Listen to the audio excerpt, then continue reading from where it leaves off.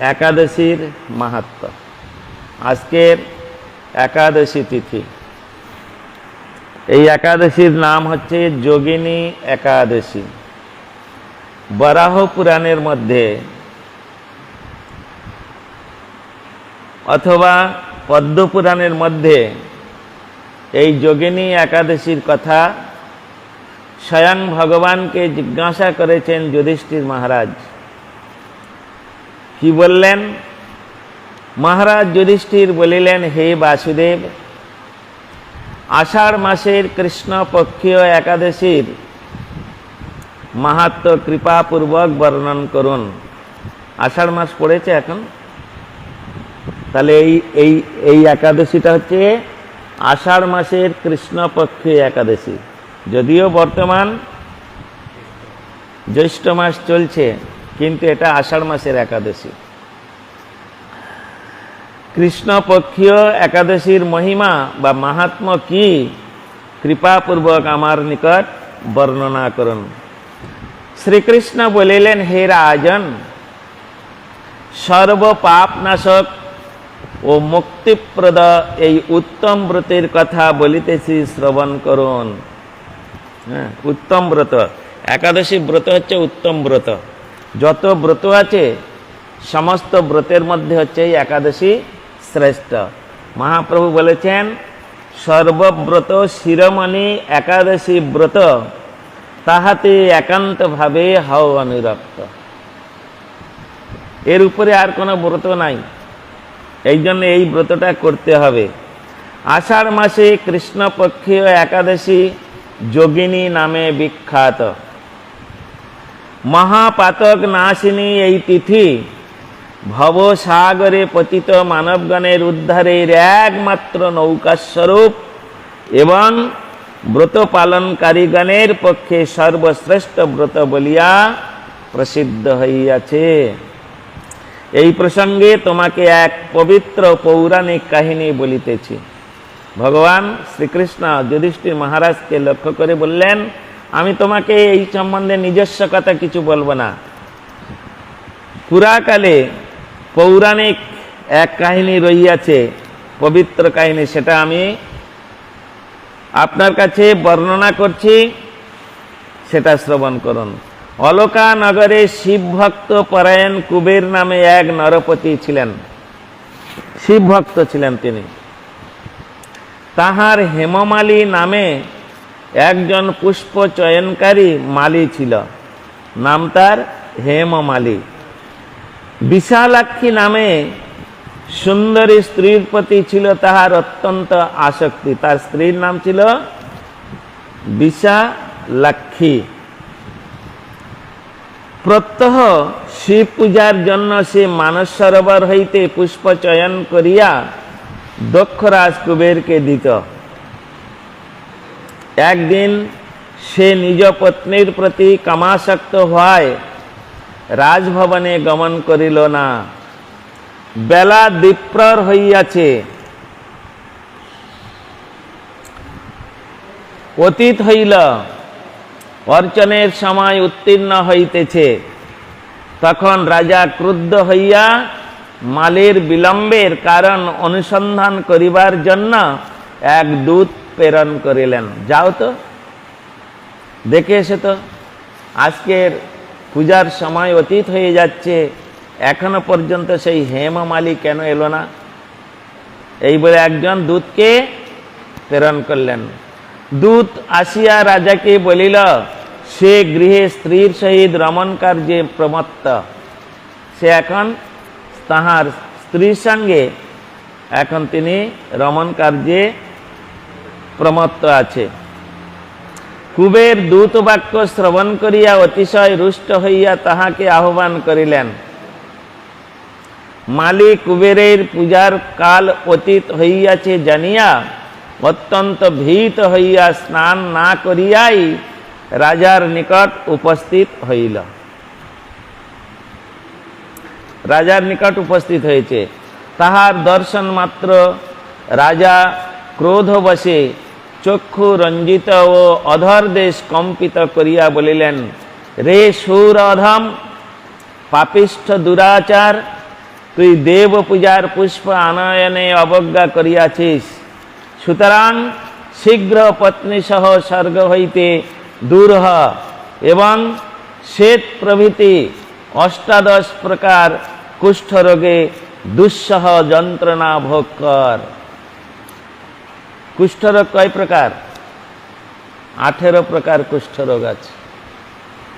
হ্যাঁ, 18 প্রকার কুষ্ঠরোগ। কুষ্ঠরোগ কয় প্রকার? 18 প্রকার। সেই 18 প্রকার কুষ্ঠরোগে আক্রান্ত হলেন এই দেবমালী, এই হেমমালী আর বিশালাক্ষী, দুজনে স্বামী স্ত্রী। কুবেরের এই অভিশাপে হেমমালী পত্নীর সহিত স্বর্গভ্রষ্ট হইয়া দীর্ঘকাল যাবৎ কুষ্ঠরোগ ভোগ করিতে লাগিল। ভোগের যন্ত্রণায় কিবা দিন কিবা রাত্র কোনো সময় সুখ অনুভব করিত না। এইভাবে শীত গ্রীষ্মে উৎকট বেদনায় বহু কষ্টে জীবনযাপন করিতে লাগিল। কিন্তু দীর্ঘকাল যাবৎ মালী মহাদেবের অর্চন পুষ্প সংগ্রহের ফলে শাপগ্রস্ত হইয়াও বৈষ্ণবপ্রবর শিবের স্মরণ বিস্মৃতি হয় নাই। হ্যাঁ, এতদিন তিনি ওই শিব পূজার জন্য মানস সরোবর থেকে পুষ্প আনতেন, তো তা শিব ঠাকুরের কৃপায় তিনি এই শিবের কথা বিস্মরণ হয়নি।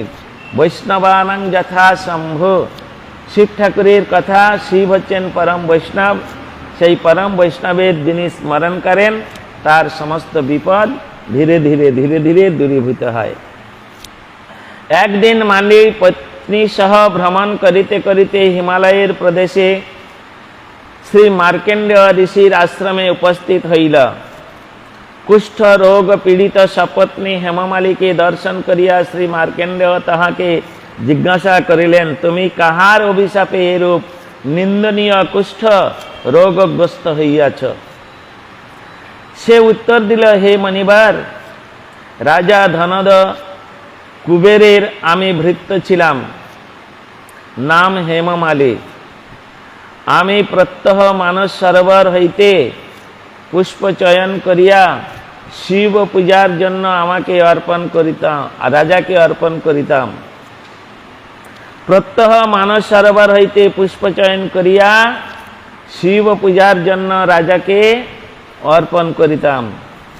কিন্তু দুর্ভাগ্যক্রমে একদিন স্ত্রীর মনোরঞ্জন করিতে কামাসক্ত হওয়ায় সেই পুষ্প অর্পণে বিলম্ব হয়। তখন রাজার অভিশাপে এইরূপ দুর্দশাগ্রস্ত হইয়াছি।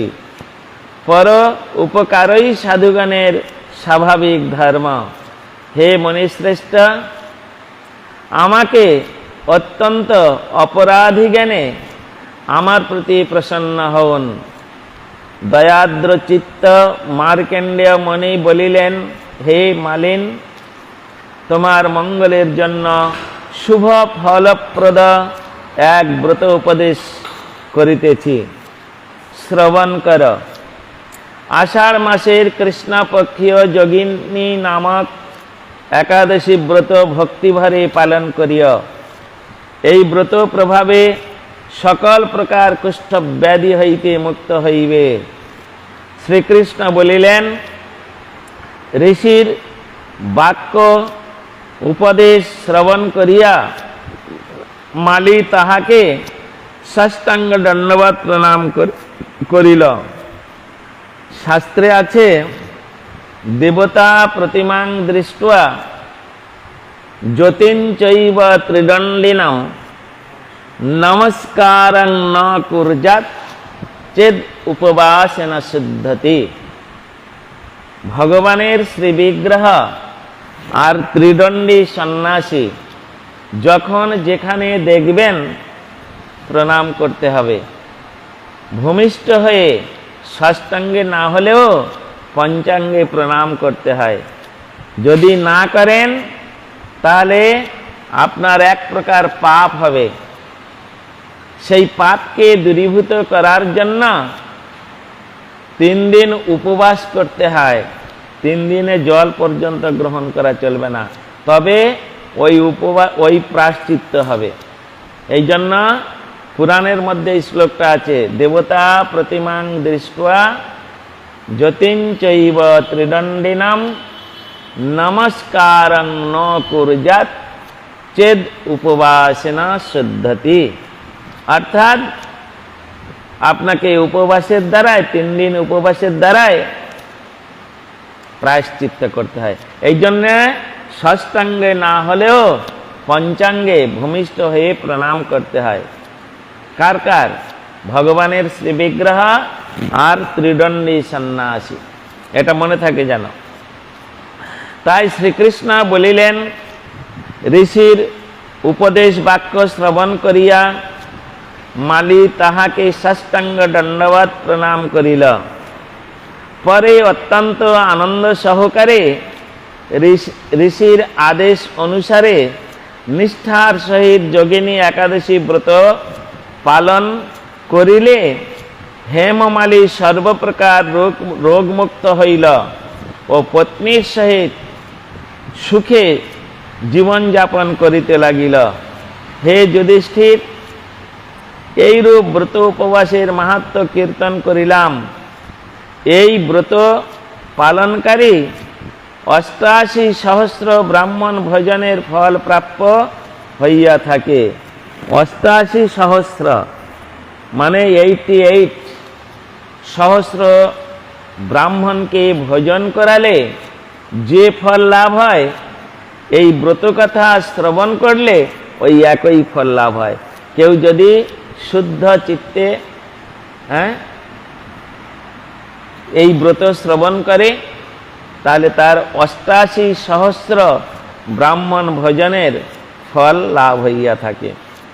যে ব্যক্তি এই মহা পাপ ন্যাসিনী ও পুণ্য ফলদায়িকা যোগিনী একাদশীর কথা পাঠ ও শ্রবণ করিবে, সে সর্ব পাপ হইতে বিনির্মুক্ত হইবে এবং তিনি বৈকুণ্ঠ লোকে গমন করিবে। এই হচ্ছে শ্রী যোগিনী একাদশীর কথা এখানে আমরা শ্রবণ করলাম। কয়েকটা গীতা শ্লোক আমরা এখানে আলোচনা করব, কেননা আজকের হচ্ছে একটু গীতা পাঠ করতে হয়। একাদশীর দিন তো গুরু মহারাজ বলেছিলেন একটু গীতা পাঠ করলে ভালো। আজকের একটু গীতা পাঠ করি। শ্রীমদ্ ভগবদ গীতা নবম অধ্যায় রাজগুহ্য যোগ শ্রী ভগবান উবাচ। ভগবান বলছেন, ইদন্তু তে গুহ্যতমং প্রবক্ষ্যমন্নসূয়বে জ্ঞান বিজ্ঞান সহিতং যদ্গত্বা মক্ষসে অশুভাৎ রাজবিদ্যা রাজগুহ্যং পবিত্রমিদমুত্তমম প্রত্যক্ষাবগমং ধর্মং সুসুখং কর্তুমব্যয়ম অশ্রদ্ধধান পুরুষা ধর্মশস্য পরন্তপ অপ্রাপ্যমং নিবর্তন্তে মৃত্যুর সংসারবৎমনি ময়া ততমিদং সর্বং জগৎ অব্যক্তমূর্তিনা মৎস্থানি সর্বভূতানি নো চাহং তেষবস্থিতঃ নো চ মৎস্থানি ভূতানি পশ্য মে জগমৈশ্বরম ভূতভিন্ন চ ভূতস্থ মম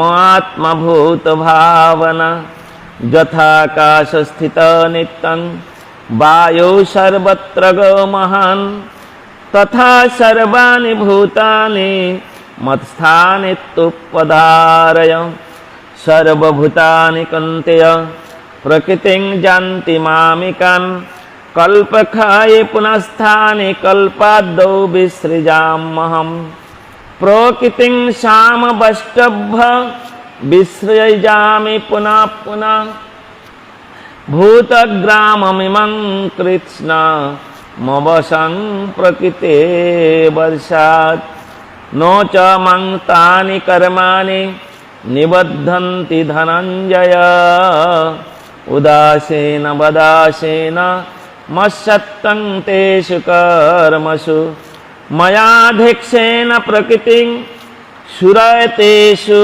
সচরাচরম হেতু নানেন কন্তেয় जगत परिवर्तिते अवजानन्ति मां मूढा मनुष्यं तनुमाश्रितं परं भावजानन्त मम भूतमहेश्वरं मोघसा मोघकर्मण मोघज्ञानविचेतस आसुरिंश्चैव प्रकृतिं मोहिनीं श्रित्वा महात्मनस्तु मां पार्थ दैवीं प्रकृतिम् आश्रिता भजन्त अनन्यमनस ज्ञात्वा भृतादि अव्ययं सततं कीर्तयन्त मां जतन्तश्च दृढव्रता नमस्यन्तश्च मां भक्ता नित्ययुक्तयुपासते ज्ञानयज्ञेन चापन्ने जयन्त माम् उपासते एकत्वेन पृथक्त्वेन बहुधा विश्यतो मुखम् अहं कृतयहं यज्ञ स्वाधामहमौषधं मन्त्र अहं अहमेवाज्य अहम् अग्निरहं हुतं पिताहमस्य जगत् मातधात पितामह वेदं पवित्रमंकार रेकशामजोजुरेव च गतिर्भर्त प्रभो साक्षी निवास शरणं सुहृद् प्रभव प्रलयस्थानं निधानं बीजमव्ययं तपामहमहं वर्षं निगृह्य मामित्सृजामि च अमृतश्चैव मृत्युश्च सत्सच्छाहमर्जुनः त्वयि विद्यामां सोमपा भूतपापा यज्ञैरिष्ठसर्गतिं प्रार्थयन्ति ते पुण्यमासाद्य सुरेन्द्रलोक मश्नन्ति दिव्यादिव्यदेव भोगान् ते तं भुक्ता सर्गलोकं विशालं क्षीणे पुण्यमत्तलोकं विशन्ति एवं त्रयी धर्मं अनुप्रपन्ना गतागतं काम लभन्ते अनन्यश्चिन्तयन्त मां ये जना पर्युपासते तेषां नित्याभियुक्तानां योगक्षेमवहाम्यहं जेयोपन्ना देवता भक्ता जजन्ते श्रद्धायान्विताः तेऽपि मामेव कौन्तेय जजन्त विधिपूर्वकम् अहं हि सर्वयज्ञानां भक्ताश्च प्रभुरेव च न तु माम् अभिजानन्ति तत्तेनातश्च वन्ति ते जानते देवव्रता देवान् पितॄन् जानति पितृव्रता भूतानि जानति भूतेज्वा जानते मर्याजिनोऽपि मां पत्रं पुष्पं फलं तोयं जो मे भक्त प्रयच्छति तदहं भक्तत्परहितस्नामि प्रयतात्मनः यत्करोषि यदन्नासि यज्जुयोषि यदासि यत्तपसि कुन्तेय तत्कुरुष्व मदर्पणं शुभाशुभफलैरेवं मक्षसे कर्मबन्धनै सन्नासयोगयुक्तात्मा विमुक्त मामुपश्यसि सम अहं सर्वभूतेषु न मे देशयस्ति न प्रिया जे भजन्ति तु मां भक्ता मयि ते तेषु चाप्यहम्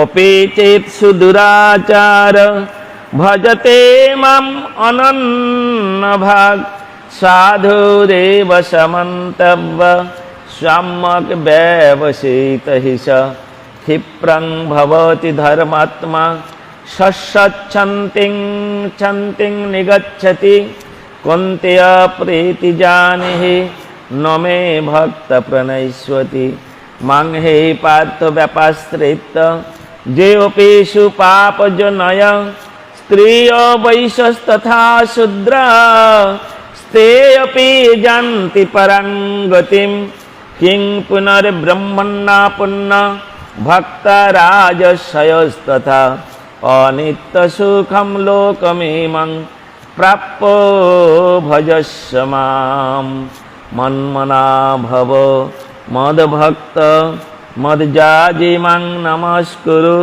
मामे वैश्यसि युक्तैवम् आत्मनं मत्परायण इति राजगुज्ज योग नाम श्रीमद्भागवत गीता नवम अध्याय समाप्त।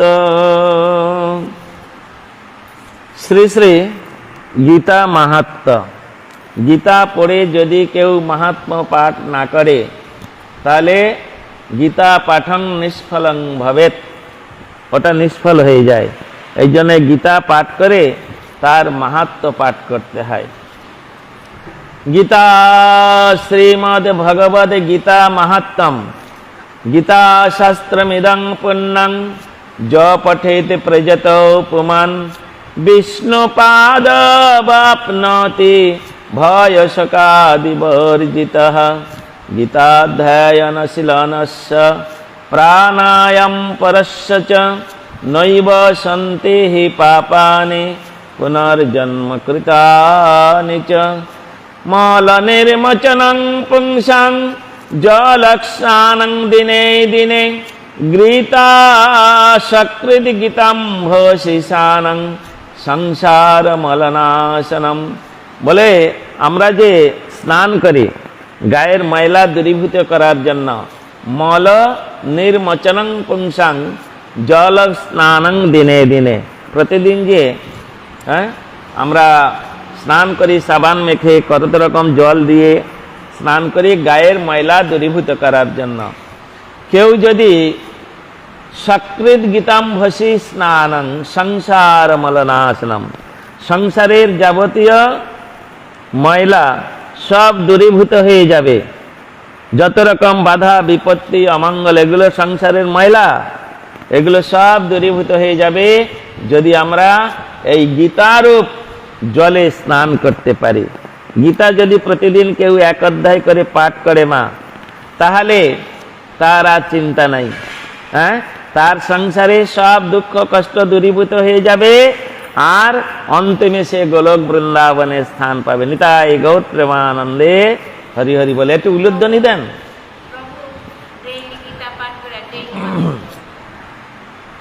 তাই এখানে বলছেন মল নির্মোচनं পুংসাং জল স্নানং দিনে দিনে সকৃদ গীতম ভসে স্নানং সংসার মলনাশনম। গীতা সুগীত কর্তব্য কিমন্नै শাস্ত্র বিস্তরৈ যাশয়ং পদ্মনাভস্য মুখ পদ্ম বিনেশ্রিতা। ভারতামৃত সর্বস্বং বিষ্ণু ভক্ত বিনশ্রিতম। গীতা গঙ্গদকং পীত্বা পুনর্জন্ম ন বিদ্যতে। ভারতামৃত সর্বস্বং বিষ্ণুর ভক্ত বিনিশ্রিতম গীতা গঙ্গদকং পীত্বা পুনর্জন্ম ন বিদ্যতে। এই গীতারূপ গঙ্গদক মানে গঙ্গাদক, উদক মানে জল, যদি কেউ প্রতিদিন পান করে তাহলে পুনর্জন্ম ন বিদ্যতে, তার আর এই জগতে ফিরে আসতে হয় না। সর্বপাধি সর্বোপনিষদ গাব দুগ্ধা গোপাল নন্দন পার্থ বৎস সুধীর ভক্তা দুগ্ধং গীতামৃতং মহৎ। এক শাস্ত্রং দেবকী পুত্র গীত এক দেব দেবকী পুত্র এব এক মন্ত্রস্তস্য নামানি জানে कर्मापेकं तस्य देवस्य सेवा। इति श्रीमद्भागवत गीता महत्तम समाप्त। वाञ्छाकल्पतरुभ्यश्च कृपा सिन्धुभ्येव च পতিতানাং পাবনেভ্যো বৈষ্ণবেভ্যো নমো নমঃ। আজকের আমরা এই যোগিনী একাদশী তিথিতে এক অধ্যায় গীতা শ্রবণ করলাম। এখন একটু আমরা এই যে আমরা নাম করি, নামের মহিমা কিভাবে শাস্ত্রে বলেছেন, কিভাবে নাম করতে হবে, সেই কথাই শাস্ত্রে উল্লেখিত হয়েছে। আমরা সেই নামের মহিমা কিছু শ্রবণ করব। শ্রী শ্রী নাম ভজন প্রণালী। প্রণালী মানে নিয়ম। নাম কি করে করতে হয়? যেমন তেমন করে আপনি হরিনাম করেন? মালা আছে? মালা নাই, হরিনাম করেন না, তাহলে ভালো। দিন রাত করেন কিন্তু মালা জপ করেন না। এই মালা জপ না করলে তো চলবে নাই, মালা জপ করতে হবে। হরিদাস ঠাকুর মালা নিয়ে জপ করেছিলেন, নামাচার্য ছিল হরিদাস ঠাকুর। মালায় জপ না করলে হবে না। এই জন্যে সৎ গুরুর কাছ থেকে মালা নিয়ে জপ করতে হবে মা, তা না হলে হবে না। হ্যাঁ, ওই হবে না, তিনি তো মালাই দেননি, তাহলে ওই গুরুর কাছে হবে না। ওটা প্রাইমারি স্কুলের গুরু। যদি হাই স্কুলে পড়তে চান তাহলে এই সৎ গুরুর কাছ থেকে মালা নিয়ে মালা জপ করতে হবে। নিরামিষ সেবা করেন, তাও করেন না, তাহলে ও দীক্ষা নিয়ে কি লাভ? ও গুরুর কাছে দীক্ষা নিয়ে কোনো লাভ হলো না। হ্যাঁ, ও যতই হোক হবে না, ওসব করলে হবে না। অসাধু সঙ্গে ভাই কৃষ্ণ নাম নাহি হয়, নামাক্ষর বাহিরয় বটে নাম কভু নয়। অসাধু কাকে বলেছেন? সাধুকে আর অসাধুকে। অসাধু তাকেই বলা হবে যিনি কৃষ্ণ নাম করে না, যিনি কৃষ্ণের প্রসাদ সেবা করে না, যিনি কৃষ্ণ পূজা করে না, যিনি কৃষ্ণের ভক্তদের সেবা করে না, সে হচ্ছে অসাধু। কি বললাম? আপনি কৃষ্ণের সেবা করেন, কৃষ্ণের ভক্তদের সেবা করেন, কৃষ্ণ নাম করেন, কিন্তু কৃষ্ণের প্রসাদ সেবা করেন না, অতএব আপনাকে সাধু বলা হবে না। এই চারটে করতেই হবে। কি কি? কৃষ্ণের প্রসাদ সেবা করতে হবে, কৃষ্ণের ভক্তকে ভালোবাসতে হবে, সেবা করতে হবে, কৃষ্ণের ভজন করতে হবে, আর কৃষ্ণ নাম করতে হবে। এই চারটে করলে তবে তাকে সাধু বলা হবে। তা আপনি অনেকগুলো করেন, কৃষ্ণকে ভালোবাসেন ঠিকই, হ্যাঁ, কৃষ্ণের সেবা করেন, মাঝে মাঝে ফল টল এনে দেন, হ্যাঁ, বৈষ্ণবদেরও সেবা করেন, মাঝে মাঝে বৈষ্ণবদের প্রণামী দেন, বাবা এইটা রাখুন, সময় অন্তরে কিছু কিনে সেবা করবেন, হ্যাঁ, ফল টল সেবা করবেন। বা কোনো বৈষ্ণব হয়তো এখান থেকে নবদ্বীপে যাচ্ছেন, তার হাতে 100 টাকা দিলেন, বাবা নবদ্বীপে যাচ্ছেন তো এটা গিয়ে ওখানে ধামে খরচ করবেন, হ্যাঁ, হাত খরচ দিলেন। এটা বৈষ্ণব সেবা হলো মা, এটা বৈষ্ণব সেবা, হ্যাঁ, এটা বৈষ্ণব সেবা। আর ভগবানের নাম করছেন, হ্যাঁ, সাধুদের সঙ্গে পড়ে হরে কৃষ্ণ নাম করছেন, তিনটেই করছেন, কিন্তু কৃষ্ণের প্রসাদ সেবা ভোজি নয়। আপনি কৃষ্ণের প্রসাদ সেবা হলো না, তাহলে ওটাকে আর সাধু বলা হবে না।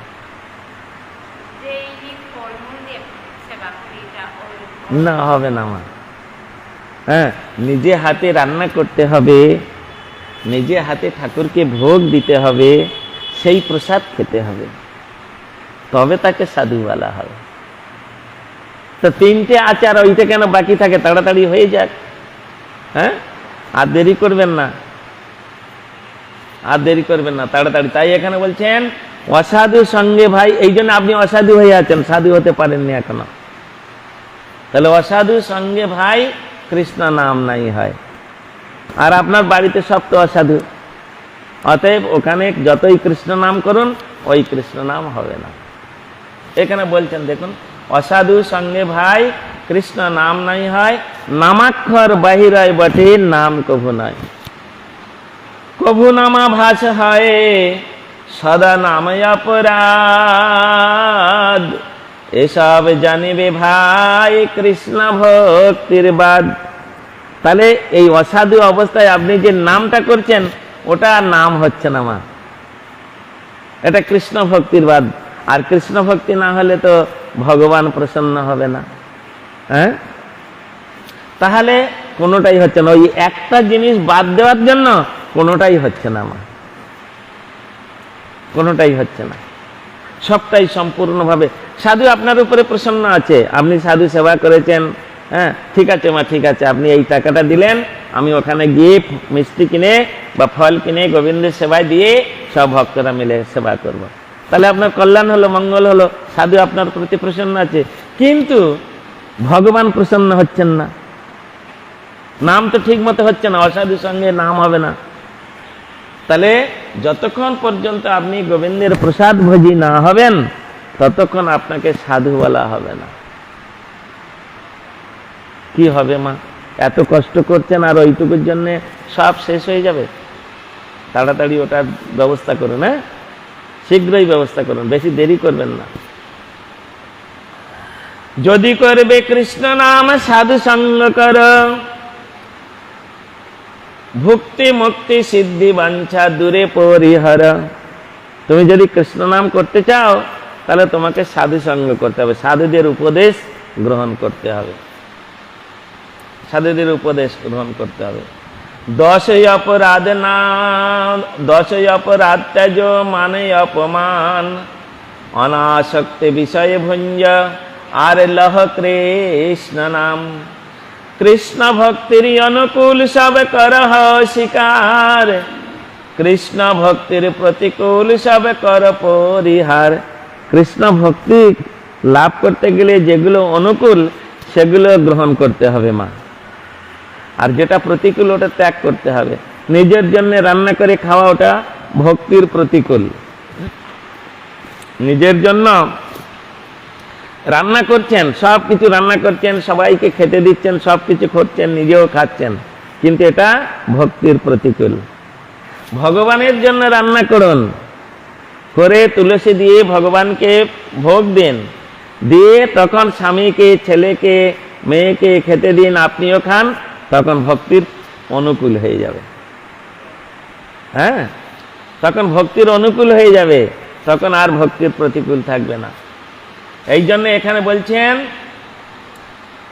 কৃষ্ণ ভক্তির অনুকূল সব করহ শিকার, কৃষ্ণ ভক্তির প্রতিকূল সব কর পরিহার। জ্ঞান যোগ চেষ্টা ছাড়ো আর কর্ম সঙ্গ, মর্কট বৈরাগ্য তেজ যাতে দেহ রঙ্গ। মর্কট বৈরাগ্য, বৈরাগ্য কয় প্রকার জানেন? আমি কয় প্রকার জিজ্ঞাসা করছি, উল্টো পাল্টা বলেন কেন? আমি জিজ্ঞাসা করেছি বৈরাগ্য কয় প্রকার, কি কি আমি জিজ্ঞাসা করি নাই। যেটা জিজ্ঞাসা করব সেটা উত্তর যদি যে দেয় সে হচ্ছে পণ্ডিত লোক। হ্যাঁ, সে হচ্ছে পণ্ডিত, আর উল্টো পাল্টা উত্তর দিয়ে সে হচ্ছে বোকা মূর্খ। আমি আপনাকে জিজ্ঞাসা করেছি বৈরাগ্য কয় প্রকার। আমার লাইফে যারা আছে তারাও বললে খুব খুশি হব। আমার আজকের এই লাইফে যারা রয়েছে তারা যদি বৈরাগ্য কয় প্রকার যদি বলতে পারে তাহলে খুব খুশি হব। হ্যাঁ, বৈরাগ্য কয় প্রকার? তিন। কোথায় আছে তিন? জেনে শুনে বলছেন না না জেনে শুনে বলছেন? পড়াশোনা করে বলছেন না কিছু জানেন না এমনি আবল তাবল বলে দিলেন? ওরা তো বলতে পারবে না, তুমি তো পাঠ শুনে শুনে একবার বুড়ো হয়ে গেলে। বৈরাগ্য হচ্ছে চার প্রকার, চার প্রকার হচ্ছে বৈরাগ্য। তার মধ্যে এখানে একটাই বললেন, মর্কট বৈরাগ্য, শ্মশান বৈরাগ্য, ফল্গু বৈরাগ্য আর যুক্ত বৈরাগ্য। মনে থাকবে কি কি বললাম? মর্কট বৈরাগ্য, শ্মশান বৈরাগ্য, ফল্গু বৈরাগ্য আর যুক্ত বৈরাগ্য। বলুন তো একবার, বলুন, বলো, তুমি বলো।